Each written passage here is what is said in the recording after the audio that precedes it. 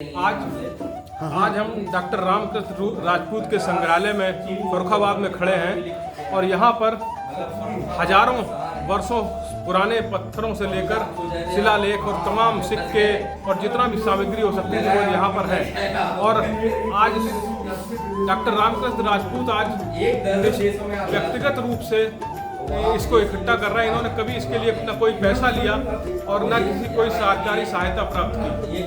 मुझे लगता है कि अगर इनका संरक्षण नहीं किया गया तो 4-5-6 साल में बहुत सी चीज़ें या तो विलुप्त हो जाएंगी या खराब हो जाएंगी। मैं इस संग्रहालय का वीडियो आपके समक्ष भेज रहा हूं और डॉक्टर रामकृष्ण राजपूत हमारे बीच हैं जिनसे हम बात करेंगे और क्षेत्रीय पर्यटन अधिकारी भी आज इसका निरीक्षण करने आए हैं। हम उनका भी स्टेटमेंट आपके सामने भेज रहे हैं। डॉक्टर रामकृष्ण राजपूत जी, डॉक्टर साहब बताएं कि ये आपका संग्रहालय कितना पुराना है और आपने इसको किस तरीके से जुटाया और कितने पुराने क्या क्या चीज़ें यहाँ पर हैं। पहले शुरुआत हमने स्वतंत्रता सेनानियों के पत्र और दुर्लभ हमारे पास साहित्यिक ग्रंथ जिनमें हमारी पांडुलिपियाँ विशेष थीं। हमारे तमाम अलग अलग भाषाओं की पाली, खरोष्ठी, मागधी, सौरसेनी, देवनागरी की लेकर 1000 पांडुलिपियाँ होंगी। 3 हमारी गुरमुखी की पांडुलिपियाँ 300 साल से पुरानी ज़्यादा हैं। तो हमने शुरुआत पुस्तकों के, चूँकि साहित्यिक व्यक्ति था, इसके बाद हमारी अभिरुचि बढ़ती रही। यहाँ के तस्कर लोग तमाम सामान खरीद गए, कोई विदेशों में बेचता था, कोई जयपुर, मुंबई, कलकत्ता। तो मैंने उस सामग्री को तस्करों के हाथ जाने से रोका। हमने सोचा कि हमारी फर्रुखाबाद की धरोहर है, संस्कृति का संरक्षण होना चाहिए, इसलिए मैंने शुरुआत इस संग्रह का किया। और 50 वर्ष से अधिक हो चुके हैं मैं इस संग्रह को कर रहा हूँ और आज हमारी 78 साल की उम्र है और मैं अभी भी मतलब संग्रह हमारे नित्य प्रति वृद्धि हो चुकी है। यहाँ पर भारत सरकार के SI से लेकर के उत्तर प्रदेश सरकार के संग्रहालय विभाग के डायरेक्टर, संस्कृति मंत्री, पर्यटन मंत्री, तमाम लोग यहाँ पर आ चुके हैं। मुख्यमंत्री भी आ चुके हैं, गवर्नर्स कई आ चुके हैं देखने के लिए और विदेशी भी आते रहते हैं। डॉक्टर साहब ये बताएं कि ये जो आपने इतना बड़ा अपना संग्रहालय बनाया है, इसके लिए आपने कोई सरकारी सहायता आपको आज तक मिली है क्या? हमें केवल पांडुलिपियों के बाइंडिंग के लिए 60,000 रुपया SI ने दिए थे, भारत सरकार ने। तो हमने पांडुलिपियाँ आपको भी दिखाई हैं, उनका बाइंडिंग मैंने कराया है। इसके अलावा कोई सहायता नहीं मिली। हमने आवेदन किया लेकिन वो स्वीकृत नहीं हो पाया। और मैं अपनी तरफ साम दाम दंड भेद, हमें कुछ लोग कुछ चीज़ें अपने बुजुर्ग हैं अपने घरों को डोनेट कर देते हैं, कुछ हम परचेज कर लेते हैं, कुछ हमारे अलग अलग तरीके से हम विभिन्न साधनों से एकत्रित, हमारा ये क्रम लगातार जारी है। और मुझे खुशी होती है कि लोग आते हैं, एप्रिशिएट करते हैं, तो हमारी बस मेहनत। डॉक्टर साहब ये बताएं कि ये कितने कक्षों में ये आपका फैला हुआ है? अभी फिलहाल हमारे 3 कक्ष तो हैं, दिखाई पड़ रहे हैं जी। हमारी जो लकड़ी का सामान बड़ा है वो हमारा एक डिग्री कॉलेज है, वहाँ पर हमने, चूंकि जगह यहाँ पर है नहीं जी। तो वो वहाँ पर एक कक्ष में रखा हुआ है जी। तो 4 कक्ष कुछ मिला करके हैं बड़े बड़े। और जमीन में है, दीवारों पे आप देख रहे हैं, अलमारियों में सब शीशे की चीज़ें टूट भी जाती, बहुत दुर्लभ चीज़ें हमारे पैर अंधेरे में आए टूट भी जाती हैं। डॉक्टर साहब ये बताएं कि अब आप सरकार से या शासन से क्या अपेक्षा करते हैं? कि हमारी ये अपेक्षा है जी। कि हमारी ये मतलब हमारे बच्चे हैं जी। मतलब इसका हो सकता है संभावना दुरुपयोग की भी हो सकती है जी। हमारे जीवन काल में ही इसे सरकार निःशुल्क मतलब ले और हमारे फर्रुखाबाद के मतलब ये धरोहर है, आगे आने वाली पीढ़ियां देखें किस तरह से हमारा समृद्ध और फर्रुखाबाद रहा है। हमारा उसका ऐतिहासिक मतलब विभिन्न एंशिएंट में, मॉडर्न, मेडिवल में सब उसका महत्व रहा है। तो सरकार इस सब चीज़ को ले।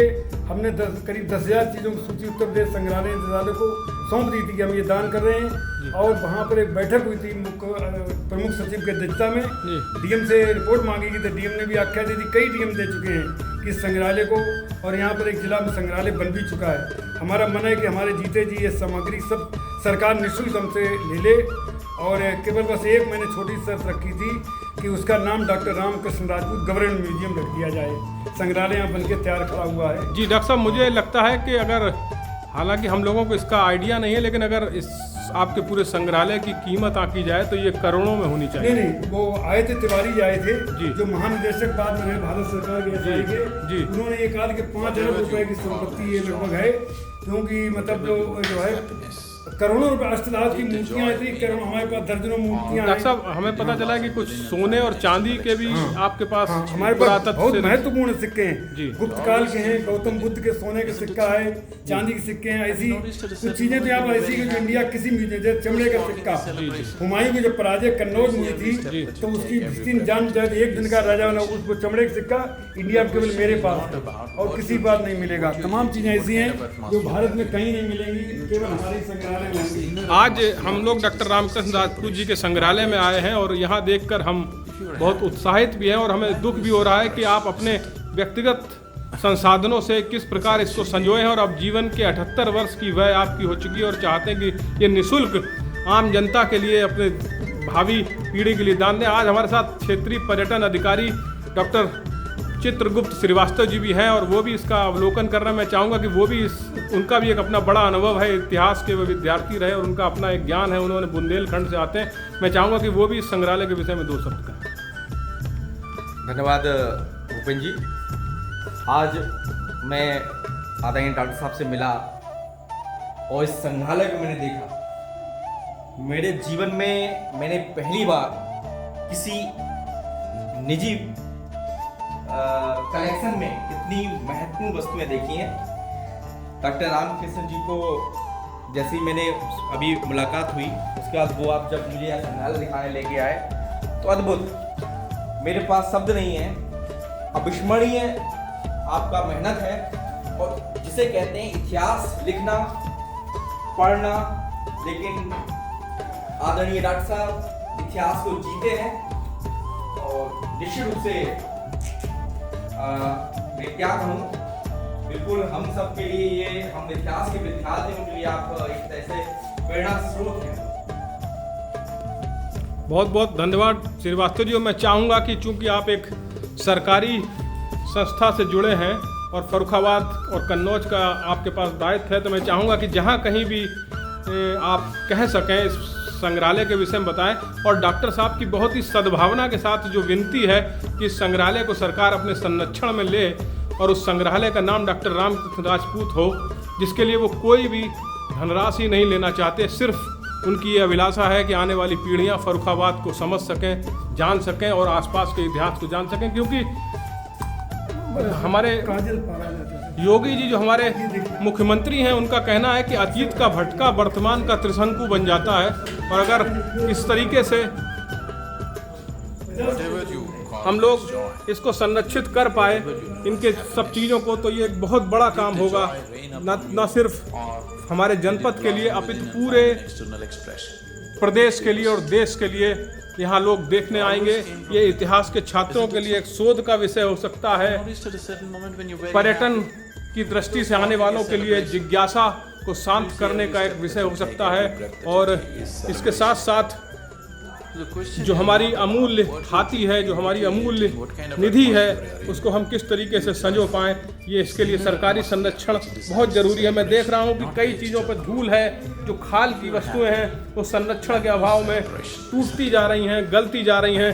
पांडुलिपियाँ जो हैं वो गलती जा रही हैं, जिन्हें साइंटिफिक प्रोसेसिंग की ज़रूरत है। मुझे लगता है कि हमें इनको संरक्षित करके आगे बढ़ाना होगा, अन्यथा ये सब विलुप्त हो जाएगी। और डॉक्टर साहब के पूरे जीवन की मेहनत कमाई, जिसके लिए इन्होंने न जाने कितने प्रयास किए होंगे। आप देख रहे हैं ये शेर की खाल जो नमी के वजह से खराब होने लगी है, ये उर्दू के शिलालेख, ये सब जो है ये खराब होने लगे और मुझे लगता है कि इनका संरक्षण बहुत ज़रूरी है। मैं इस वीडियो के माध्यम से ये प्रेषित कर रहा हूँ आप सबके अवलोकनार्थ कि इस पर जल्दी से जल्दी अगर निर्णय नहीं लिया गया तो ये सब चीज़ें विलुप्त हो जाएंगी और डॉक्टर साहब के जीवन भर की थाती, जीवन भर की मेहनत हम सब शायद खो देंगे। बहुत बहुत धन्यवाद। मैं फर्रुखाबाद से पांचाल शोध एवं विकास समिति का संयुक्त सचिव भूपेंद्र प्रताप सिंह।